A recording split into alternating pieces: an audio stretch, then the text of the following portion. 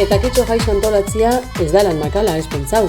Bixar zuok danontzako ganorazko jaixa eskaintzeko lan handixa dago atzetik. Egizue kontu. Jaiaren batzordia uda aurretik hasten da elkartzen, jaiari itxuria emoten eta bezperaraino diardu jotake lanian. Horrez gainera, material guztia jaso, antolatu eta gorde egin behar da. Txorizua, gaztaia, basuak, pañueluak, sukaldeko tramankulu danak, eta egunean bertan, kamioian sartu eta untzagara eruan behar da. Untzagan goizian goiz hasiko gara dana prestatzen. Sukaldia, sagardua zerbitzeko maixak, dolaria, ze dolaria begongo da, bertatik bertara ikusteko sagarraren mostua zelan aitzen dan. Ogisa mostu behar da, materiala banatu, eta horretarako eta egunean bertan lan aitzeko lantalde izugarrisa dago atzian. Eguardiko 12etarako dana prest eukitzeko egin beharreko lana da hori.